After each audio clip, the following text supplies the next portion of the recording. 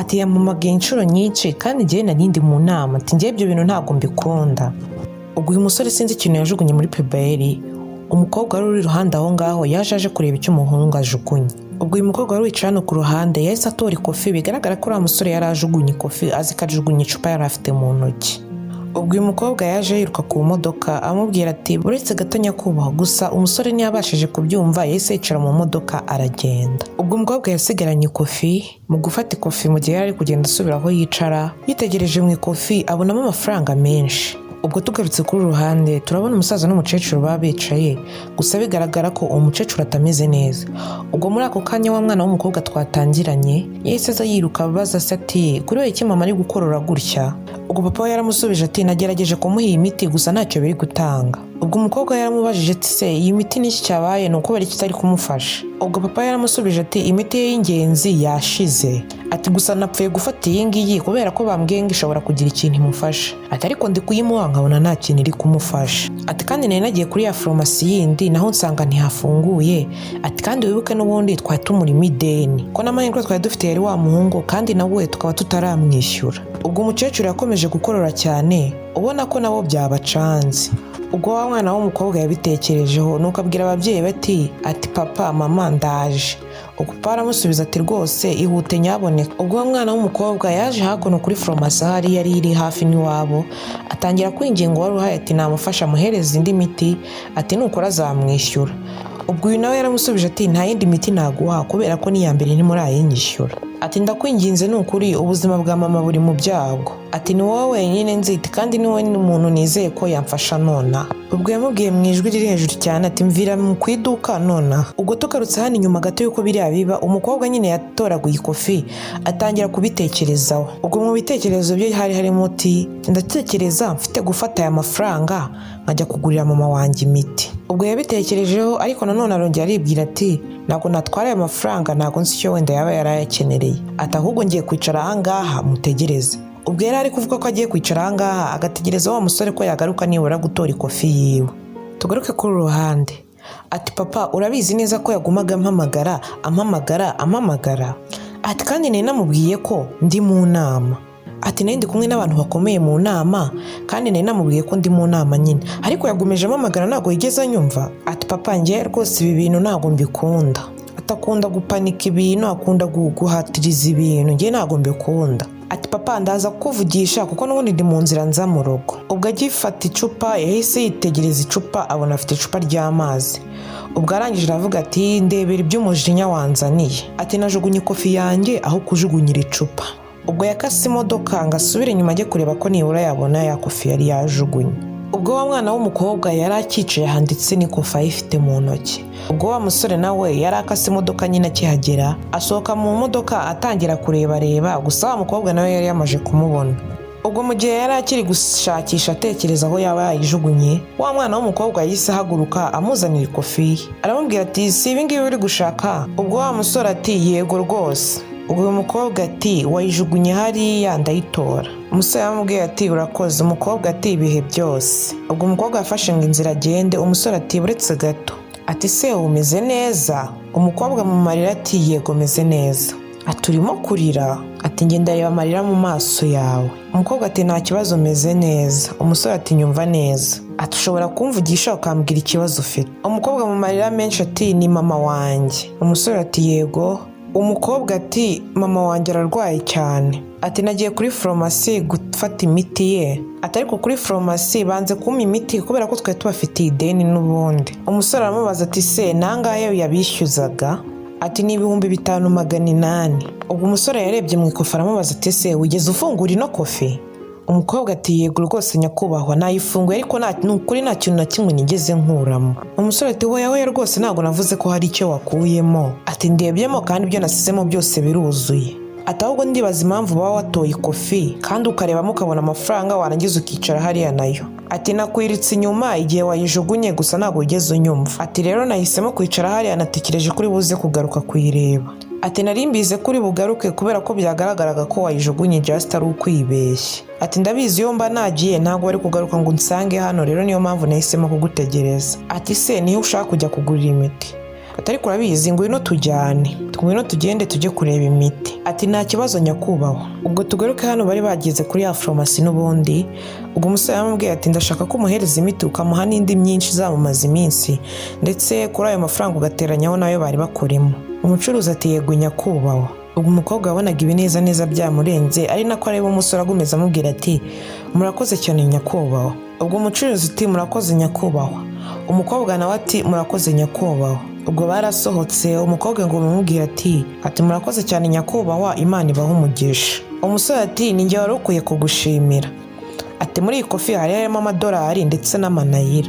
Ati ariko ntabwo wigeze utwaramo na make. Ati ibyo byanongoye kuko ntabwo nibazaga ko hakiri abantu beza kuri iyi si. Umukobwa ati ubundi se ni ukubera ikintu kuba nyatwara. Ati ntabwo yari ayanjye rero ntabwo nagombaga kuyatwara. Umusore ati ariko wari uyakeneye? Wari ukeneye amafaranga y'imiti ya mama wawe, so ndumvaga rero ko wagombaga gufatamo ukagura imiti ya mama wawe. Ati ibyo ndabizi, ariko ntibivuze ko nagenda memukira abantu. Umusore ati se ugiye ubu ngubu? Ati ngiye gutwarira iyi miti mama wanjye. Umusore ati reka tugende ngo utwareyo. Umukobwa ati hoya. Ati ntufite kugira ikibazo, ati kubera ko mu rugo ni hano hafi. Umusore ubwo yamukoze aramubwira ati ndabyemeye, injira mu modoka tugende. Ubwo yamufunguriye imodoka arinjira. Umukobwa ati urakoze cyane nyakubahwa. Ubwo tugaruke kuri uruhande n'ubundi, umukobwa ahita amubwira ati dore mu rugo ni hariya hafi rwose kandi urakoze. Umukobwa ati urakoze cyane nyakubahwa. Umusore ati nawe wakoze kuba umuntu mwiza, ati kandi uzagume gutyo. Umukobwa ati ninjye ukwiye kugushimira cyane. Ati ndagushimiye nanone, urakoze cyane. Ubwo ataragenda, umuhungu yafashe amafaranga aramupfumbatiza mu ntoki. Ubwo umukobwa yaratunguwe, ubona abuze n'icyo kuvuga. Ati n'ibintu byose umaze kunkorera nanone? Ati Imana iguhe umugisha nyakubahwa. Ati ni ukuri ndumva nabuze n'icyo kuvuga, gusa urakoze cyane, Imana iguhe umugisha. Umusore ati ibihe byose. Umukobwa ati yego rero reka ngende. Ubwo tugarutse kuri uru ruhande, wa musore aba yinjiye mu nzu. Ubwo umugabo wicaye iruhande hano aramubwira ati Kelly uvuye hehe? Ati Tracy yaguhamagaraga ariko ntumwitabe, ni ukubera iki? Ati papa namwandikiye mubwira ko narindi mu nama. Ati kandi ni naho mvuye. Umukobwa ati niyo mpamvu se wanze kwitaba telefone zanjye? Ati nari ngutegereje. Ati nkuko narindi hariya hanze ndi kurwana na business zanjye. Ati nizeraga ko nawe waba ari byo uri gukora. Ati uratekereza ko ngiye nshobora kureka business zanjye nkaza nkicarana nawe ahangaha umunsi wose dukora ubusa? Umukobwa yarahagurutse ati Kelly, ati ibyo ngibyo ntabwo ufite kubimbwira. Ati watumye nge ngutegereza mu nzu yawe ahangaha. Ubwo Kelly ati ariko ubundi ibi ngibi bisobanuye iki? Ati ibi byose ubundi ni iby'iki? Ati igihe cyose ni wowe. Ati wowe kino, ati wowe kiriya, ati wowe iki? Uratekereza ko isi yose itegereje wowe? Ubwo uyu mukobwa Tracy ati ibyo ushatse kuvuga se bisobanuye iki? Ati Kelly ibyo uvuga bisobanuye iki? Ese utekereza ko ukenewe cyane? Ati nemeye ibi ngibi kubera ababyeyi bacu nyine babishaka, bashaka ko njye nawe tubana. Ati kandi nagerageje kuba umwana mwiza kuri papa wanjye. Ati kandi nimutekereza ko ufite guhindura bimwe, ati nanjye nzabikora. Uyu Kelly ati niba rwose uri kuvuga gutyo nk'umuntu udakeneye ko tubana nk'uko nanjye n'ubundi ntabishaka, reka tubyihorere. Ati kandi n'ubundi mfite amahoro yanjye. Ubwo se umuhungu yaramubwiye ati ceceka wivuga uwo mwanda. Ati Tracy icara hasi. Ati uku kubana kwanyu byaranditswe ko bigomba kubaho kandi bigomba kubaho. Ati nta n'umwe muri mwe ufite uburenganzira bwo kubihagarika. Ati kandi Kelly nta burenganzira ufite bwo kuvugisha uriya mukobwa kuriya. Ati ndizera ko wanyumvishe.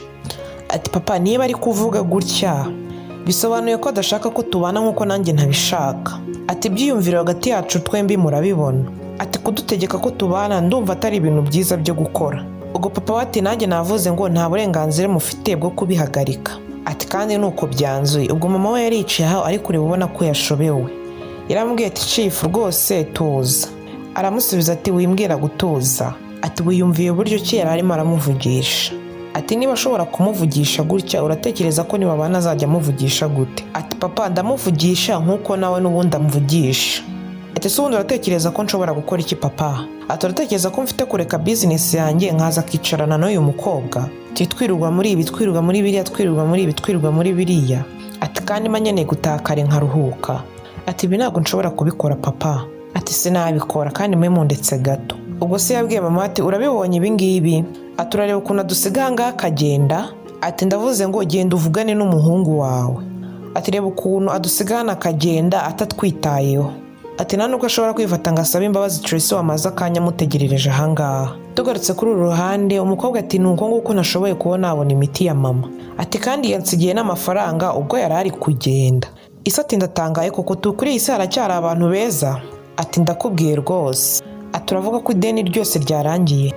Ati si ibyo gusa kuko yicaye n'indi miti yose nzasubirayo gufata. Papa ati rwose Imana imuhe umugisha. Umukobwa ati amena. Ati ntazagire ikintu yifuza muri ubu buzima. Ati icyo nakubwira mwana wanjye uri umunyamahirwe rwose. Ati kandi ayo mahirwe azagukurikirana mpaka. Ati reba ukuntu Imana yagukoresheje none bikaba bituviriyemo amahirwe yo kubona imiti ya mama wawe.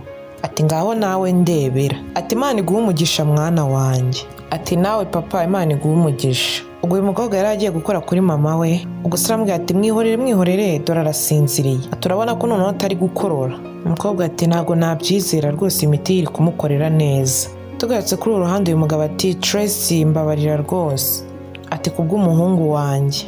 Ati musabiye imbabazi mubabarire. Ati kandi reka tumuhe igihe gitoya kandi rwose wumva utuje. Eterega ntabwo ari uyu munsi gusa kuva igihe yavuye hanze yitwara nk'aho ari njye umukeneye cyane. Ati reka nkubwire hari abandi basore abahungu beza cyane ndetse b'amaboga ari kumurusha baje bansaba ko tubana ariko narabyanze kubera ko ibingibi byari byaranditswe n'ababyeyi bacu. Ati narabanze kubera we. Ati none reba uyu muhungu wawe nta n'umwanya na mukeya mfitiye n'abantu bose nanze kubera we. Ubwo papa wa Kera ati nta kibazo. Ati nk'uko nabivuze mu kanya gashize ati ufite gutuza. Ati wasanga buriya yagize umunsi mubi. Ati ariko reka tumuhagaye gatoya kandi ndaza kumuvugisha. Ati ibi byose ubona biraza gushira. Ubwo tugarutse kuri uru ruhande wa mubyeyi bari kubabwira ati ibintu byose byabaye nabyumvishe. Ati ukuntu yatabaye ubuzima bwanjye. Ati ukuntu yaguze imiti yanjye yose. Ati kandi n'uburyo yaguhaye amafaranga. Ati se ubundi uyu mugabo ninde? Ubwo ari n'akanakorora cyane. Ubwo ariko bamufata bamubwira ati ihangane. Umukobwa ati mama rero ntabwo muzi.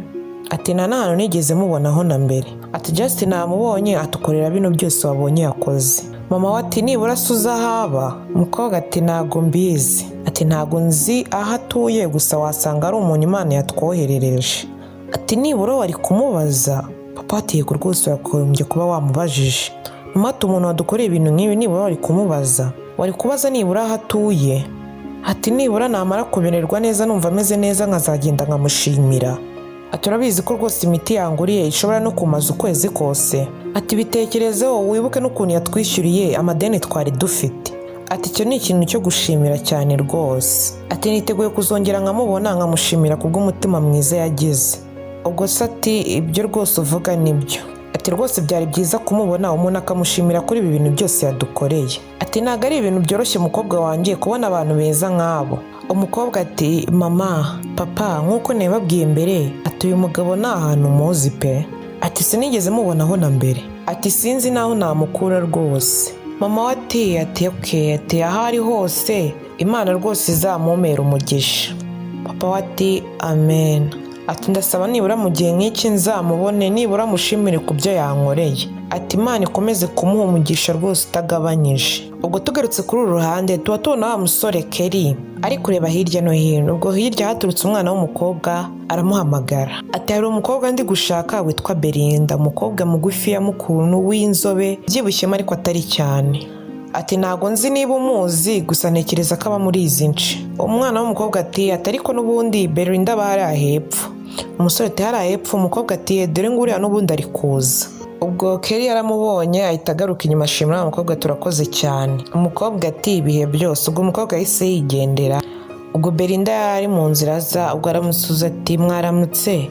Umusore nawe ati mwaramutse neza. Ubwo Belinda aramubaje ati se hari ikintu wibagiwe cyangwa se hari ikintu uje kureba? Ubwo Kelly ati nje kureba wowe ndetse nje kureba na mama wawe urwaye. Belinda ati uje kureba mama wanjye?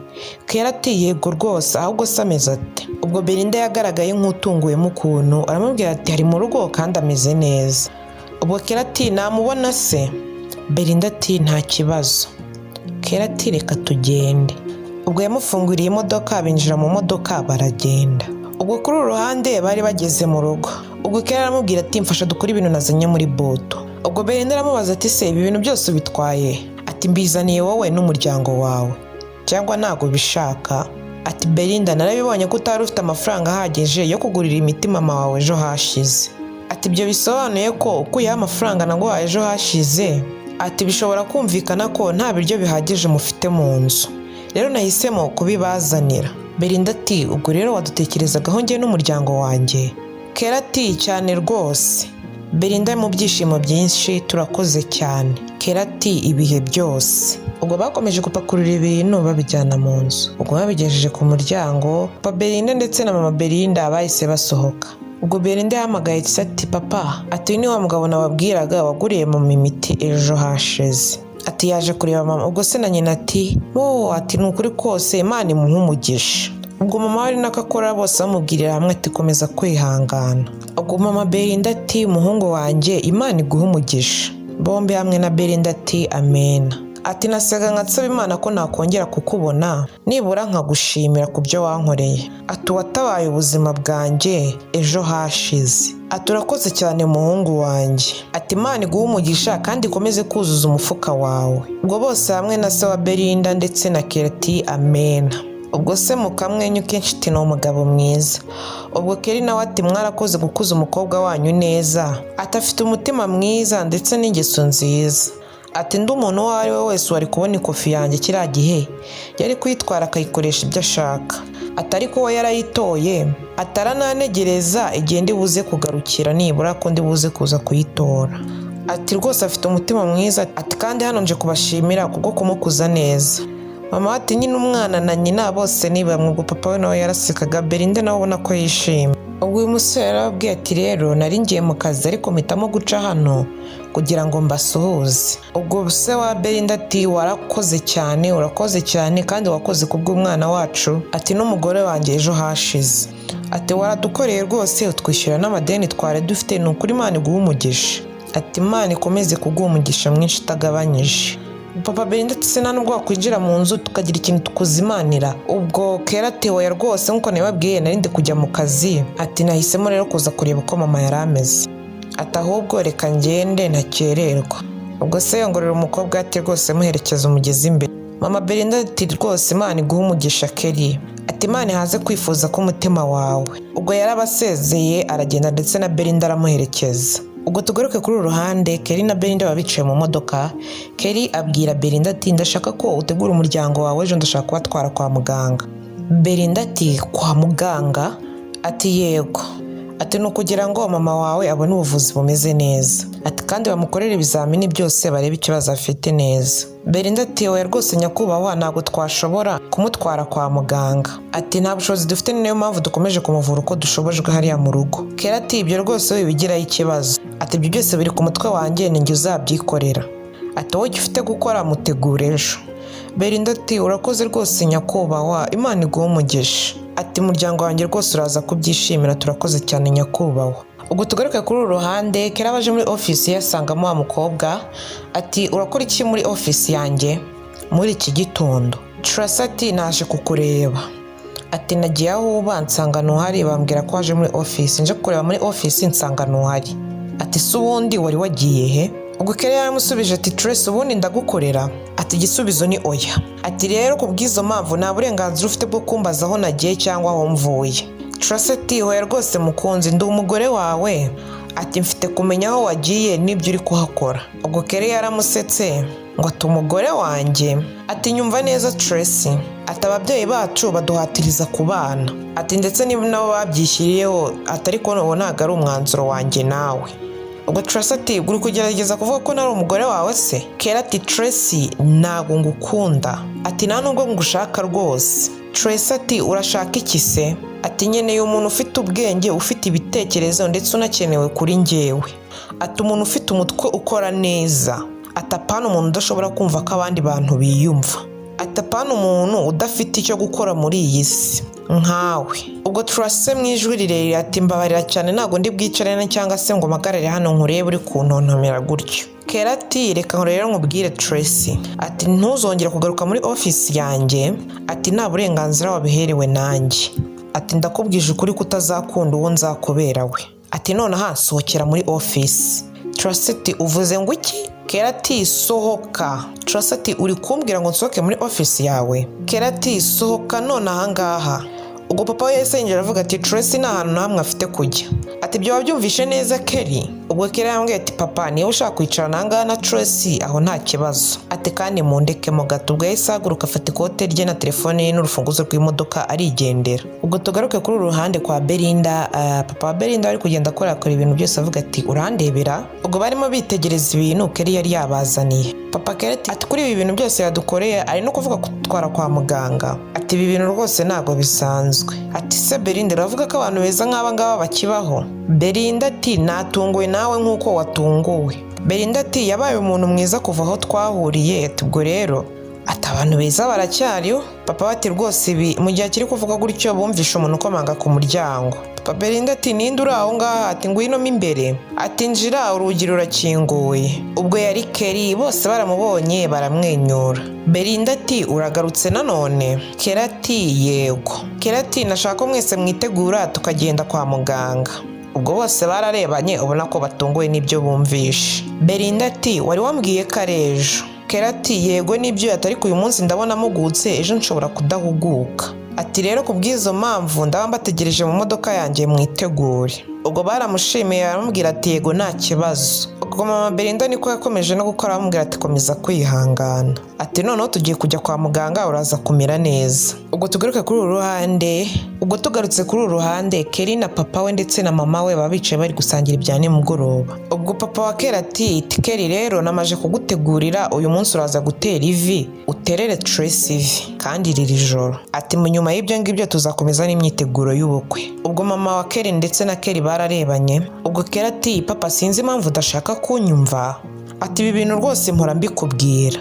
Ati ngewe ntago nkunda Tracy. Ati uriya mukobwa rwose ntago mukunda.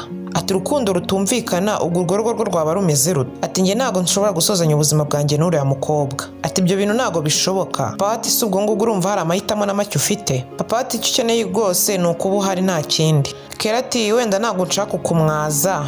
Ati nukomeza n'iyi myiteguro yo gutera ivi. Ati icyo ugomba kumenya ntago uri bumbone aho ngaho. Ati nge ntago nshaka gusozanya ubuzima bwanjye n'uriya mukobwa ntago mukunda. Ubuzima bwanjye ntago bushobora kurangizanya n'uriya mukobwa. Ati ntago bishoboka. Ati kandi mundekemo gato. Ubwo yarahagurutse basigaye ku meza arigendera. Ubwo mama we yasigaye abwira se ati usubundi kubera icyo utari ko umuhungu ngo azashaka umukobwa yihitimo kandi akunda. Ati urumva kumuhatiriza gushaka umuntu adakunda urumva ari byo bizima? Ubwo papa wa Kelly aramubwira ati ceceka aho ngaho se nyine. Ati uwo mwanda uri kuvuga ni uw'iki? Ati ibyo ni ibiki uri kuvuga aho ngaho? Ati ngo mureke yikorera amahitamo ye. Ati ibyo ngibyo ntabwo bizigera bibaho. Ati kandi ibintu nk'ibi ubona ntacyo wabivugaho ibyiza nuko wajya wicecekera. Ati rimwe bagore bemerera abahungu banyu gushaka mu miryango ikennye itagize n'icyo ifite. Ati ya miryango itagira izina, ya miryango itifashije, ya miryango itagize icyo imariye sosiyete. Ati iyo ni ya miryango iza mu muryango wacu yarangiza ikamaraho n'utwo twari dufite. Ati ngewe Chief Dennis ati nzemerera umuhungu wanjye ashake mu muryango uzaza aho gukatuzamura hejuru aho kudusubiza hasi. Ati ibyo wabyumvishe? Ati icyo nakubwira uvugane n'umuhungu wawe hakiri kare. Ubwo tugaruke kuri uru ruhande aho Kelly aba yicaranye n'umusore w'inshuti ye. Ubwo kumubwira ati hari umukobwa nahuye nawe gusa ni umukobwa uva mu muryango ukennye. Ati gusa ni umukobwa mwiza, umukobwa ugira imico myiza, umukobwa wumva nyine. Ati rwose ni umukobwa nakwifuje ko yambera umugore. Ati ni buri kimwe nakwifuje mu mugore. Ubwo umushuti we ati ibyo ngibyo uri kuvuga ariko ubwo ngubwo ni ibiki ko ntabyumva. Ubwo Kelly izina rye yitwa Belinda. Ubwo Kelly yakomeje kumubwira turabizi ko mu minsi ishize nigeze kujugunya ikofi yanjye. Ubwo inshuti we ati koko se? Kelly ati yego rwose kandi yarayitoraguye. Ati nyuma naje kwibuka ko nataye ikofi nsubiraho natekereza ko naba nayitaye. Ati narahamusanze rwose yicaye afite rwose ikofi yanjye. Ati uzi ikintu gitangaje kurusha ibindi se? Ati yari afite ikofi yanjye gusa nta n'ikintu na kimwe yigeze akuramo. Ati n'amafaranga yari arimo ntago yigeze yakoresha. Ati ikintu gitangaje cyane ni uko yari akeneye amafaranga yo kugurira nyina imiti no kwishyura amadeni bari bafite. Ati ariko ntago yigeze akoresha amafaranga yari ari mu ikofi. Ati ibintu ni ibisazi kabisa. Inshuti ye tubwo ayo mafaranga yari ari mu ikofi ntago yari ahagije ku byo yari ayakenereye. Ati wenda nta nayo yari akeneye muri ako kanya. Ati inshuti yanjye ibyo bintu byihorere, hari harimo amadolari harimo n'amanayira. Ati hari harimo amadolari ndetse n'amafaranga asanzwe.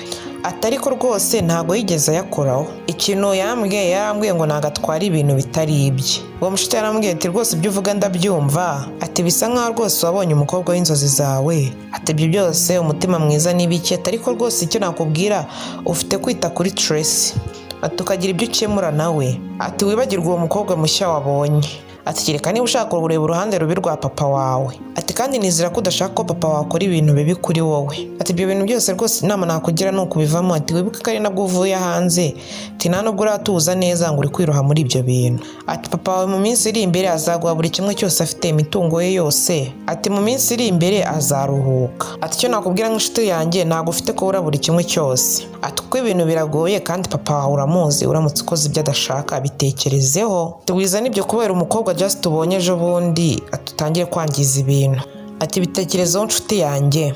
Ubwo Kelly yaramubwiye ati nabura buri kimwe cyose mfite aho kugira ngo mbane n'uriya mukobwa Tracy, ati aho kugira ngo mbane na Tracy tubane ubuzima bwose byarutwa nkajya mu mwobo, ati ntago bishoboka. Ubwo inshuti yaramubwiye ati uri mu mikino ahubwo wowe ntabyo uzi, ati inama nakugira ni ugutunganya ibibazo ufitanye na Tracy nta bindi. Ubwo tugaruka kuri uru ruhande tuba tubona Kelly ari kumwe na Belinda, imbere gato haba hari Tracy ndetse n'undi musore. Ubwo uyu musore nawe yarebye inyuma gato bisa nkaho azi Kelly, ubwo ahita akora kuri Tracy. Ubwo Tracy nawe ati uriya ntago ari Kelly. Ubwo umusore wari kumwe na Tracy ati niyo mpamvu se adashaka kubana nawe. Ubwo Tracy yateye urutambwe asa nkaho ashaka kubasanga, uyu musore bari kumwe aramuhagarika. Ubwo uyu musore ati ntago uciriritse, ntago ushaka kujya kuyirwana n'umuntu nk'uriya. Yarambwiye ati wowe tuza ndaza kubikurikirana. Tracy ati uyu munyacyaro w'umukobwa, umuturage mubi. Ubwo bagiye babitegereza, umusore nakamubwira ati ndaza kubikurikirana. Ubwo Tracy ati uyu mukobwa w'umunyacyaro ni wowe yirukiye ansize. Ubwo Kelly na Belinda ni bari banababonye, bari bizihiwe ubona ko rwose bibereye hamwe, bari kuganira ndetse banezerewe. Ubwo uyu musore yahagaze inyuma agomeza bitegereza. Ubwo Kelly na Belinda nabo rwose ni bari bigeze banababona. Ubwo tugarutse kuri uruhande Belinda barimo gutaha, imbere gato haturutse ya modoka yari irimo Tracy ndetse na wa muhungu, iza yiruka isa nk'ishaka kumugonga.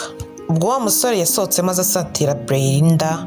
Ubwo Belinda ati ufite ikihe kibazo no kubera icyo uri gutwara gutyo? Ubwo nta magambo menshi wa musore yahise amukubita urushyi. Ubwo Belinda namumarira ati nagukoze iki no kubera icyo nkubise? Ubwo uyu musore yahise amubwira mu ijwi rikanganya turatekereza uri iki? Ati mbwira gahunda zawe ni izihe kuri Kelly? Belinda ati Kelly? Uyu musore ati unyumva neza kandi ukurugutura amatwi. Ati tega amatwi unyumve neza. Ati ntago nshaka kuzongera kukubona na rimwe uri kumwe na Kelly, kubera ko ikindi gihe ninongera kukubona ati bizaba ibindi.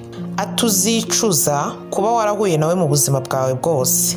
Ati banza wirebe, ariko banza unirebe. Ati umukene uri aho ngaho none urashaka kugenda ugendana n'abantu batari ku rugero rwawe, singa ushakana nawe n'ikindi gihe. Ubwo Belinda yasigaye arira na wa musore yatse imodoka aragenda. Ubwo Belinda yaje mu rugo ahamagara papa we ndetse ari no kurira. Ubwo papa we yasohotse mu nzu ikamubaza ati Belinda wabaye iki? Ubwo yaramwegamije, yarebye ku itama abona rwose itama ryatukuye. Ubwo Belinda ati ntacyo yabaye papa. Ubwo ari nako mama wasohoka mu nzu nawe akorora baza kureba ikibazo umwana we yagize. Papa we ati ngo ntacyo. Papa wabwira nyina ati reba ukuntu isura ye yabaye, atareka ari kuvuga ngo nta kibazo gihari. Mama ati Belinda uri kuvuga ngo ntacyo? Mama ati ninde ugukoze bino bintu? Ati nukubera iki isura yawe imeze gutya? Belinda ati ni umusore ntazi, atanje iruhande ankubita urushyi ubundi aragenda. Ati yanje iruhande ankubita urushyi ubundi ansaba kutazongera kumbonana na Kelly ukundi. Ubwo bose baratangaye ati ngo iki? Ubwo se aramubwira ati buretse gatoya. Ati Kelly umaze iminsi udufasha niwe bakubwiraga ngo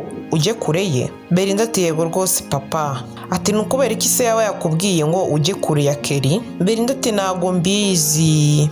Ati hangane mwana wanjye. Ubwo mama we ati buretse gato. Ati Belinda uravuze ngo ni umugabo? Ati yego rwose mama. Ati nukubera iki se umuntu w'umugabo ashobora kugukora ibintu nk'ibi ngibi? Ati kubera umugabo mugenzi we. Ati nibura yaza kuba umugore aho twari kubyumva. Ubwo bose hamwe na se bavugira icyarimwe ati nibura twari kumva ko wenda. Ubwo se na mama ye bavugira icyarimwe ati yaba ari umugore twari kubyumva.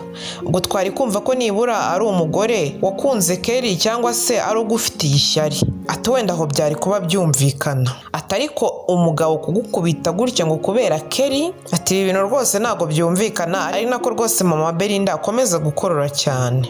ubwo Belinda ati mama ntago mbizi rwose. Ati ni nayo mpamvu ikomeye cyane rwose nagomeje gutungurwa n'ibi bintu. Ubwo papa wawe Belinda ati rero Belinda nyumva neza, ati rero kuba wajya kure ya Kelly aribyo byaguha amahoro, ati rwose ubikore.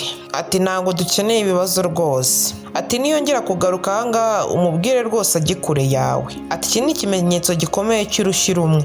Ati se ninde wamenya ubukurikiyeho ibyabo uko byaba bimeze noneho. Ati ibyo ushobora gusanga birenze kurusha ibingibi. Ubwo Belinda mu marira ati ariko ntabwo nibaza impamvu uriya muntu ashobora kunsaba kujya kure ya Kelly. Ati kuko nibura nta n'ikintu turimo usibye kuba ari inshuti yanjye gusa. Ubwo mama we ati erega birumvikana mwana wanjye, atari kumvira ibyo papa wawe akubwira. Ati papa wawe ntabwo ashobora kugushuka. Ubwo Belinda ati nta kibazo mama. Ubwo papa we aterekanye n'ikira amazi ashyushye ku mbabura hanyuma nze nkukande. Papa we ati kandi utuze. Belinda ati yego papa. Ubwo tugaruka kuri uru ruhande wa musore wakubise Belinda tubona yinjiye muri office ndetse papa Kelly biba bigaragara ko rwose ari gufata ifunguro. Ubwo yahise amubwira ati ufite icyo kibazo? Ati nuko wari ushobora kwinjira udakomanze. Ubwo umusore n'agasuzuguro kenshi nkomanga ibiki. Ubwo mama wa Kelly nawe yari yicaye hafi aho ngaho. Ati nkomanga ibiki usanga umusore wawe yirirwa ku mihanda agendana n'ubukobwa bw'ubunyacyaro. Ati ntabyo yigeze akubwira? Ubwo papa Kelly ati ibyo uri kuvuga njye ntacyo mbiziho. Ati umuhungu wawe Kelly. Ati namubonye ku muhanda agenda afatanye n'agakobwa k'akanyacyaro abantu bari aho ngaho badafatika. Ati umukobwa yanamaje kumuha agasopo. Ati umuhungu wawe nagerageza gukora ubugoryi buzatuma mushiki wanjye arira. Ati hazaba ari ikibazo gikomeye. Ubwo umugore yahise avuga ati nta burenganzira ufite bwo kuvugisha umugabo wanjye muri ubwo buryo. Ati ntago ari umukozi wawe, umugabo uri kuvugana nawe ni umuyobozi, reka kumushyiraho izo panike zose. Ubwo uyu musore ati niba udashaka umugabo wawe ura buri kimwe cyose afite Madamu Dennis, ahubwo wowe ugume ucecetse. Ubwo chief yaravuze ati ntago nzi icyabaye, ati ariko muri ibyo byose ufite gutuza. Ati yuko ko kandi muri iri joro hari imyiteguro yo guterera Tracy IV. Ubwo uyu musore ati ni nayo mpamvu erega ndi hano. Ati iyo myiteguro yo gutera ivi no ku muhungu wawe igomba kubaho. Ati kuko umusore wawe natagaragara, ati ibibazo biraza kuvuka. Ati wibuke isezerano wagiranye na papa n'ibyo wemeje na papa wanjye. Ati ngo kera umuhungu wawe agomba kubana n'umukobwa wacu. Ati ibyo bintu urabizi neza. Ati urabizi ko ariyo mpamvu papa yashoye ubutunzi bwe bwose mu mari zawe. Ati mushiki wanjye amaze igihe kinini ari hari ategereje umuhungu wawe. Atari gusaza ategereje umuhungu wawe. Ati kandi ngira ngo urinibuka neza ibyo twasinyanye muri contract. Ati uku kubana k'umuhungu wawe na sister wanjye bitabayeho ibintu byose uzabibura. Umusore ati rwose urabyumva ibikenewe nawe. Ubwo yahise agenda, mama wa Kelly yasigaye yitegereza papa Kelly ubona yabuze icyo kuvuga. Ubwo tugaruke kuri uru ruhande, Kelly aba yicaye ari muri telefone, papa we yinjira afite kositimu mu ntoki anayimujugunyira. Ubwo yahise amubaza ati papa ibingibi se ni iby'icyo umpereza? Ati ibyo ni ibyo uri bwambare nimugoroba ku myiteguro yawe yo gutera ivi. Ubwo Kelly ati ntago nemerewe no kwihitiramo umwenda nambara kuza gutera ivi. Ati Kelly naguhitiyemo kuko nzi ibyo ushobora kwambara ushobora kuza kunsebya. Ati rero ndamutse nkuretse Imana yonyine nizi ibintu ushobora kwambara. Ati ndabizi neza ushobora no kuza gutera ivi wambaye ya myenda y'abaraperi. Ati ariko ubundi ufite ikihe kibazo? Ati se ubundi iyo mburamukoro y'umukobwa wagendanaga nayo uyu munsi mu muhanda ni iya hehe? Kelly ati uwo ni inshuti yanjye ariko. Ati nta muntu n'umwe ufite uburenganzira bwo kumwita imburamukoro. Ati ni umuntu wifitiye umutima mwiza just biraho. Ati umuntu ufite umutima mwiza kuva navuka ntarigera mbonaho na mbere. Ati kandi iriya nkobwa yanyu ngo ni Tracy nta nubwo yamwigereranyaho. Ati byose nindabikubwiye ko nitaye kuri uwo mutima mwiza wiwe. Ati wowe komeza witware gutyo. Ati rero kubona ibintu by'ubusazi wihaye. Ati nibikomeza gutyo. Ati ndizera neza ko utazakunda ibizakurikiraho. Ati ibyo ndabigusezeranyije. Ati uraza gutera ivi iri joro kandi nuko bimeze nta yandi mahitamo. Kelly ubwo yabwiye se ati ese ko mbona unzaniye kositime ati ubundi noneho wanziritse sinagende. Ati Diamond yaje muri office yanjye uyu munsi. Ati ubutaka yaragiye kubukubita hasi. Ati rero ntabwo nshaka ikintu cyose kiza guhagarika imyiteguro yo gutera ivi. Ati rero ntabwo nshaka ikintu kiza guhagarika imyiteguro yo gutera ivi. Ati kandi igikurikiye ndakurabuye utaza gukora amakosa. Ati ndaza kwitabira ibyo byo gutera ivi niba ari ibyo wifuza. Ubwo yafashe icyo gikositimu bari bamuzaniye akijugunya mu ntebe ubona rwose atishimiye ibyo yarabwiwe na se. ubwo tugarutse kuri uru ruhande Kelly n'inshuti ye baba bicaye mu cyumba ubona ko rwose Kelly ari kwitegura kujya gutera ivi. Ubwo inshuti ye biramubwiye ati noneho wemeye kujya gutera ivi umukobwa udakunda? Ubwo Kelly ati rega ntago nzabana n'uriya mukobwa, ndi kubikora just kubera ko papa wanjye abyifuza. Ati urabizi neza ko Diamond yaje muri office ya papa ngaje kumwiyama. Ati ngo banambonye na Belinda, ubwo ndatekereza ko bashobora kuba bagiye gushakisha Belinda. Ubwo inshuti aramubwira ati ubundi se ko wajya utabanje gukurikirana ngo umenye ko hari umuntu ugeze ugerayo? Ati icyo nicyo kibazo kubera ko ntago afite telefone. Ati napangaga kuzamugurira telefone ejo, ati ariko ubu noneho afite kugenda nkamureba. Ariko se muvandire gutekereza ko ibintu uri gukora ari byo? Tujya nkubwire ko iba ari byo bintu byiza ndi gukora nonaha. Ati aba bantu rwose ntago bagira ibitekerezo. Ati ntago ntekereza n'icyo bashobora kuba bamukorera. Ubwo mushuti yaramubwiye ati wowe ikintu ugomba gukora ni ukwitwararika. Kelly ati yego rwose ndabikora. Ubwo mushuti we ati reka tubanze rero tujye kumureba. Ati yego rwose tubikore vuba ahubwo mfasha nambarira ikote. Ubwo tugarutse kuri uruhande Belinda aba aryamye mu ntebe, ajya kumva yumva abakomanga aba arabyutse kumbe yari Kelly. Ubwo yarinjiye ari kumwe na mushuti we. Ubwo Belinda ati Kelly uri hano se? Kelly ati yego. Ubwo Kelly ati ase ni ibiki biri kujya mbere, ni iki cyakubayeho? Belinda ati nta cyabaye. Ati Belinda kare wari umeze neza, wabaye icyo kumeze gutyo? Ubwo papa we yahise azamubwira ati uri gukora iki hano wa muhungu we? Ubwo papa Belinda aramubwiye ati babarira uve hano ugende. Ati ko ntabwo dukeneye ibibazo rwose. Ati genda. Kelly ati ibibazo? Papa Belinda ati yego. Ati se papa ko narindi hano kare kandi ko utigeze unyakira gutya? Ati niki kiri kujya mbere hano? Ubwo papa Belinda ati rwose muhungu wanjye rero mbabarira rwose uko nkuvugishije. Ati ariko nanone turagushimira ku bintu byose umaze iminsi udukorera. Ati uri umugabo mwiza. Ati kandi ntabwo dushaka gufata ibyo wadukoreye nk'ubusa. Ati umuhungu nkawe yakubise umukobwa wanjye. Ubwo Kelly ati ngo ngwiki? Iseti cyane rwose. Ubwo Kelly yahise amufata Belinda areba ku itama rye. Ubwo Kelly ati Belinda ninde wagukoze bino bintu? Ati uyu muntu uramuzi, uzi izina rye? Belinda ati ntago muzi. Ati kandi na nta hantu nigeze mubonaho na mbere. Ati yaje yankubita urushyi kandi ambwira kujya kure yawe. Ubwo wa mushuti wa Kelly yahise ambwira tumva reka tugende reka tuvanga hano nonaha. Ati ntabwo dufite kuba hano nonaha. Ati Kelly ati buretse gato. Ati mfite kubanza ngatunganya bino bintu nonaha. Ubwo Kelly yakuye telefone yereka Belinda ifoto aramubaza ati se uyu niwe muntu wagukubise? Ubwo Belinda ati yego rwose n'uyu nguyu. Ubwo Kelly mu ijwi rituje ati Belinda ndabizi impamvu uyu musore yakujeho. Ati kandi ni nayo mpamvu ndi hano aka kanya. Ati ndifuza ko twavugana nawe nonaha. Ati papa rwose ndagusaba kwihangana ariko mfite kuvugana na Belinda iminota mike ya just. Ubwo Kelly yafashe ukuboko Belinda na wa musore barasohoka. Ubwo Kelly yabwiye Belinda ati rero Belinda uyu munsi ndaza gutera ivi. Ati ndaza guterera ivi mushiki w'uriya muhungu. Ubwo Belinda ati gutera ivi? Ubwo Kelly ati yego. Belinda ati kubera iki bibaye vuba? Kelly ati kubera iki uri kuvuga gutyo se ahubwo? Kelly abwira Belinda ati ibintu byo gutera ivi bimaze igihe. Ati kandi biraza kubira ijoro. Ubwo Belinda n'isura ibabayemo ati kubera iki se ubundi uri kubimbwira? Ati kubera yuko. Kelly ati kubera yuko ntakunda Tracy. Ati simukunda simushaka nta nubwo mwifuza.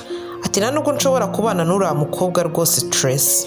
Belinda ati ariko nibyo umuryango wawe ushaka ndetse n'umuryango we. Ati ibingibi ntabwo bifatishe kuri famiye cyangwa kuri famiye yanjye. Ibyo byose ni njyewe kandi biri kuri njye, ni njye uzi icyo nshaka. Ati se urashaka kuvuga iki ku cyo ushaka? Ati ntabwo nibona mbanye n'uriya mugore ubuzima bwanjye bwose. Ati ntabwo nkunda Tracy kandi ntabwo nshobora kubana nawe. Ubwo Kelly yabwiye Belinda ati ndaza kugaruka. Ati wowe ndashaka kubitekerezaho. Ubwo yamusize aho ahita ajya mu modoka na wa musore w'inshuti ye baragenda. Ubwo muri ako kanya Kelly yahise yinjira na wa mushuti we, gusa yinjira atonganye uwo bita Diamond, uyu musore wari wicaye ahangaha. Amubwira turatekereza uri igiki? Ati waragiye ukubita umukobwa umurenganya. Ati kubera iki kinazi cy'umukobwa yita mushiki wawe? Ubwo mushuti we yagerageje kumukomanga amubwira ati umva winkoraho. Ati muratekereza ko ari mwe mufite amafaranga ya mbere ku isi? Muratekereza ko mufite ubushobozi bwose? Ati ubu nonaha nta n'ivi ndi butere nonaha. Ati nta by'ivi ndi butere. Ubwo yikuye ikoti yari yambaye n'umujinya mwinshi. Ubwo ariko mama we agerageza gufata kuri papa we ngo atamubwira nabi. Ubwo ari nako mushuti we nawe agerageza kumukoraho ngo agabanye umujinya. Ubwo ari nako abwira mushuti we ati umva ntunkoreho. Ubwo ari nako mama amubwira ati muhungu wanjye. Ubwo se aramubwira ati Kelly. Ubwo Kelly aramubwira ati umva ntabwo ndi butere ivi kandi sinshobora no kubana n'iki gikobwa. Ati sinshobora kubana n'iki gikobwa. Ubwo yakubise ikote hasi imbere ya nyina na se. Kelly ati uko nuko bimeze ntabwo uyu mukobwa mfite kubana nawe. ubwo papa wa Kelly ari kumubwira ati Kelly ceceka, ashaka kumucecekesha. Ubwo Tracy yahise ahaguruka amubwira ati Kelly uri umusazi, ngo urashaka guhagarika iki? Ati papa wawe yemeranyijwe na papa wanjye ko rwose ugomba kunshaka, ati kandi bifite kuba ubikunze utabikunze. Ubwo Tracy yahise afata Kelly mu mashingu, ubwo Kelly yahise amwishukuza amujugunya mu ntebe. Ubwo Diamond yahagurutse amubwira ati uri umusazi, ufite ikibazo mu mutwe. Ubwo Kelly yarababwiye ati mwese muri abarwayi. Ubwo Tracy yarongera arahaguruka, ari nako umusaza bamufataho n'amuhagarika, abona ko rwose bishaka kuba intambara yo kurwana. Amubwira ati papa wawe na papa wanjye bemeje ko tugomba kubana kandi bigomba kuba. Ubwo umukobwa yikuye rwose imisatsi yari yambaye mu mutwe, azamukubita umutwe amubwira ati tugomba kubana ku ngufu. Ubwo nanone Kelly yarongeye afata umukobwa rwose amujugunya nk'iriya. Ubwo umusaza wa Tracy yaje yirukira kuri Kelly bashaka ko barwana. Ubwo ya nshuti ya Kelly nayo iri hafi aho ngaho rwose iri gukiza, ubona ko rwose yari intambara y'urudaca. Ubwo mama wa Kelly ndetse na papa wa Kelly bagumye aho bavuza induru, ndetse Kelly na Diamond rwose bafatanye. Inshuti ya Kelly iri kugerageza kubatandukanya. Ubu yose yabonaga ko ari intambara, byari intambara rwose y'urudaca. Ubwo tugaruka kuri uru ruhande, Kelly yari yicaye ndetse na wa mushuti we. Ubwo papa we yaturutse yamubwira nabi ati Kelly urareba igisebo nsizeho, ati ibi bintu ntabwo nshobora kubyemera mu nzu yanjye, ati nabikubwiye kuva kare, ati wumubwira ngo ntuze gukora ibintu nk'ibi ngibi. Kelly yambwiye ati rega papa ibi byose ni wowe wabyizaniye, nakubwiye ngo uriya mukobwa ntago mukunda, nabikubwiye. Ati rega nanjye mfite aho ngarukira. Ati ufite aho ugarukira? Ati uratekereza ko ufite aho ugarukira Kelly? Ati urabizi, ati niba uzi icyiza kuri wowe, ati nagira ngo nkubwire nonaha, agenda nonaha kuri Tracy umusabe imbabazi kandi umwinginge umuterere ivi, ati kandi ufite kubikora nonaha. Ati ibi bintu ndabikubwiye ufite kubikora. Ati ibyo uvuga byose nta na kimwe nkora, iby'umukobwa mu byibagirwe. Ati nabonye umukobwa ndamufasha, nta kindi kintu kijya mbere hagati yanjye nawe. Ati icyo mbona cyo ni uko ibyo ndi gukora ari byo byiza kuri njyewe. Ubwo inshuti ya Kelly aramubwira ati Kelly rwose tuza, ati uyu ni papa wawe uri kubwira gutya. Ubwo papa we yaramwitegereje abura icyo kumubwira, ahita ava aho ngaho basiga aho ngaho arigendera. Ubwo tugaruke kuri uru ruhande, Belinda ndetse na Kelly babicaye mu modoka. Ubwo Kelly ati hari icyo nakuzaniye. Ubwo yakuyeyo agapfunyika arakamuhereza, nuko Belinda afunguye asanga ni telefone. Ubwo yavugiye hejuru ati telefone nshyashya. Ubwo yaramusimbukiye amugwamo aramuhobera. Ubwo nuko bararebanye, nuko aramubwira ati rwose urakoze cyane, nuko urinda gushimiye. Ari naho dusoreza igice cyacu cya mbere, ndagushishikariza kuzakurikirana igice cya kabiri. Njye wabanye namwe yari Mbabazi Aria. Shira igitekerezo cyawe muri komenti kugira ngo tuzabane mu gice cya kabiri. Like ni ingenzi, sharinga ku nshuti n'abavandimwe, naho ubutaha.